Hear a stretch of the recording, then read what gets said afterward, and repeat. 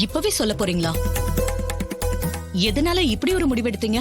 சூழ்நிலை அப்படி இருக்கத்த நான் சொல்ல வேண்டிய கட்டாயத்துல இருக்கேன்.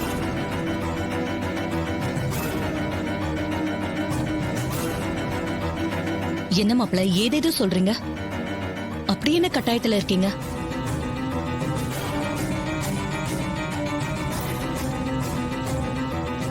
டேய், நாங்க கொடுத்த பிரஷர்ல உண்மையை சொல்ல போறியா? இத தாண்டா ரொம்ப நாளா எதிர்பார்த்துட்டு இருந்தோம். சொல்லுடா, சொல்லு சொல்லு. சொல்லுங்க மாப்பிள. அவன் யாருன்னு தெரிஞ்சுக்க நானும் ஆர்வமா தான் இருக்கேன். இவ்வளவு நாள் எனக்கு தண்ணி காட்டின அந்த ராஸ்கல் யாரு? சொல்லுங்க மாப்பிள. என்ன மன்னிச்சிருங்க அத்த. ராஜா சேதுபதியோட உண்மையான பேரை நான் தான்.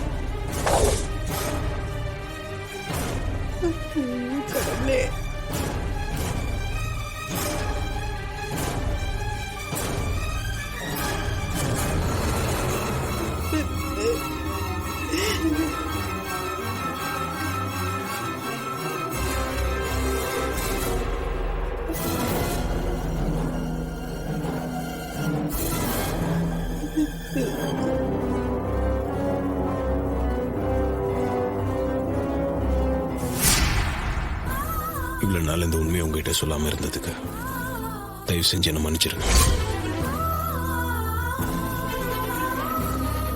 நான் உங்களை ஏமாத்தணும்னு இதை செய்யல. சந்தர்ப்ப சூழ்நிலை நான் அப்படி நடந்துக்க வேண்டியதா போச்சு. இங்க கும்பாபிஷேகமே நடக்காம இந்த கோயில் ரொம்ப நாளா பூட்டியே இருந்துச்சு. இந்த கோயிலுக்கு மாமா கையால கும்பாபிஷேகம் பண்ணிதான் இந்த கோயிலை திறக்கணும்னு சொல்லிட்டாங்க. தாத்தாவோட ஆசையும் அதான். தாத்தாவோட ஆசையை நிறைவேற்றணும். இந்த ஊரும் நல்லா இருக்கணும்ன்றதுக்காக தான் நான் உங்க வீட்டுக்கு டிரைவரா வந்து வேலைக்கு சேர்ந்தேன். என்னால முடிஞ்ச எல்லா நல்ல விஷயத்தையும் இந்த குடும்பத்துக்காக செஞ்சேன்.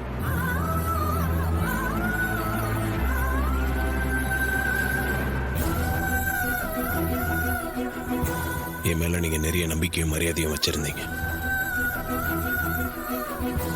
ஒரு சந்தர்ப்பத்துல நீங்க ரேவதி என்ன கல்யாணம் பண்ணி வைக்க முடிவு பண்ணப்ப ரேவதியோட வாழ்க்கையை காப்பாத்துறதுக்காகவும் உங்க மானத்தை காப்பாத்துறதுக்காகவும் தான்